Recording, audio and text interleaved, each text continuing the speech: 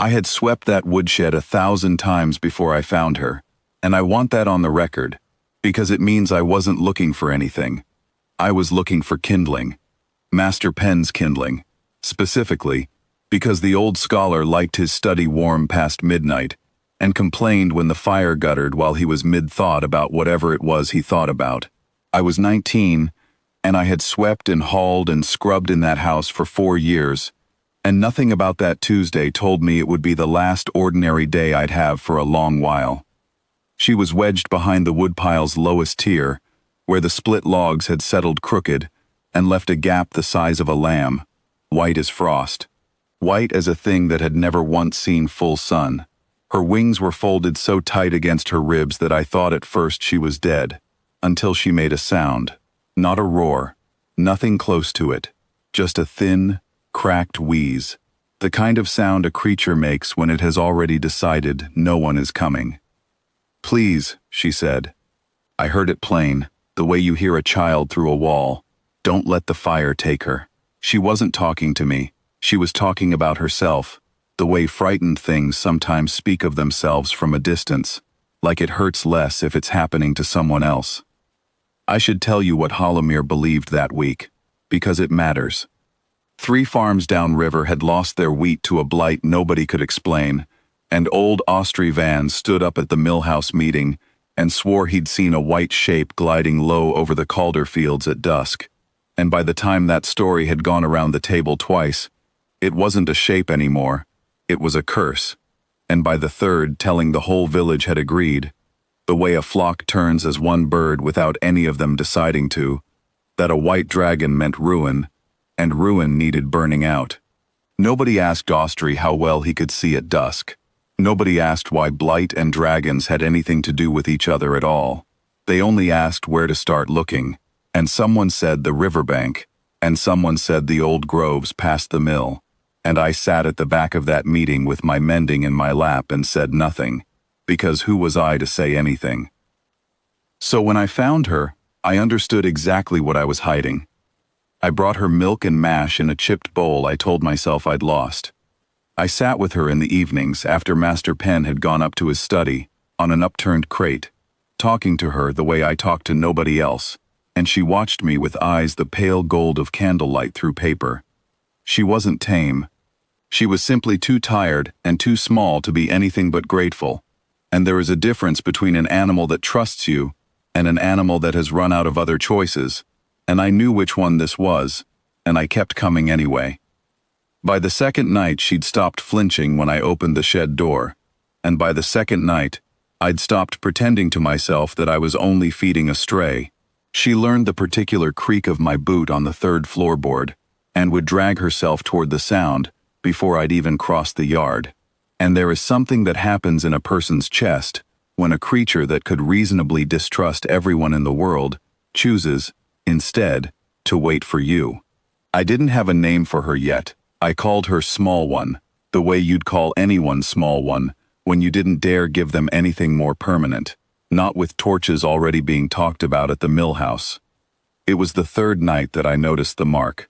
I'd worn my mother's comb since she died, bone white, carved along the spine with a shape I'd always taken for a fern frond, the kind of pattern old combs get.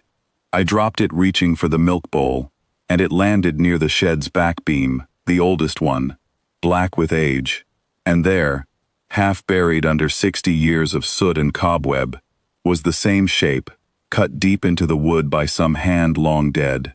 Not a fern, a wing, folded the way hers folded, down to the same small hook at the tip. I sat back on my heels a long time. My grandmother used to say the Calders had once kept a promise nobody living remembered the terms of. I'd always taken it for the kind of thing old women say to make a family sound grander than a line of tenant farmers and housekeepers has any right to sound. I did not feel grand, kneeling in shed dust with a stolen milk bowl and a hunted animal breathing against my knee. I felt, for the first time in my life, like I was standing exactly where I was always going to stand, whether I'd known it or not.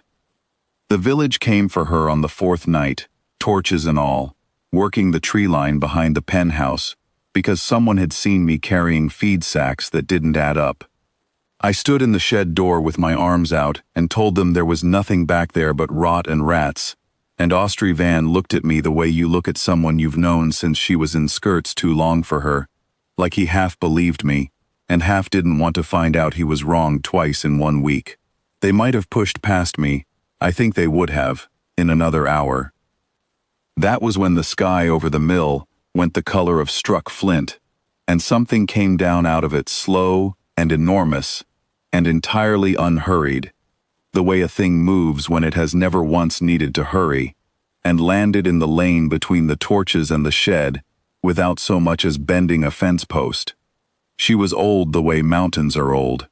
Scales gone the soft silver white of moonlit frost, ridged like driftwood, one long scar down her jaw healed to smooth pale stone. She didn't roar either. She simply looked at the crowd, unblinking, until the torches came down on their own, one at a time, like the men holding them had forgotten what they were for. She didn't ask where the runt was. She looked past all of them, straight at me, at the comb still clutched in my fist, and something in her enormous, ancient face eased, the way a held breath eases. "There is a debt older than this village," she said, and her voice didn't shake the ground the way I'd braced for. It was almost gentle, almost tired. "A Calder daughter once hid my hatchling from men with torches, in a year very like this one, and asked for nothing after.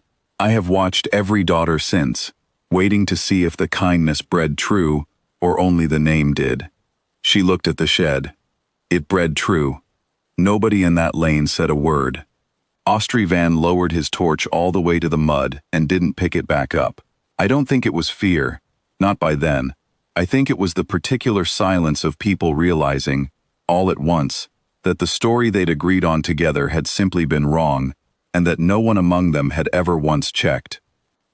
I carried the runt out myself and set her down in the lane, and she went, unsteady on legs too new for real walking, straight to the old one's foreleg, and pressed against it the way you'd press against anything after 4 days of being certain no one was coming.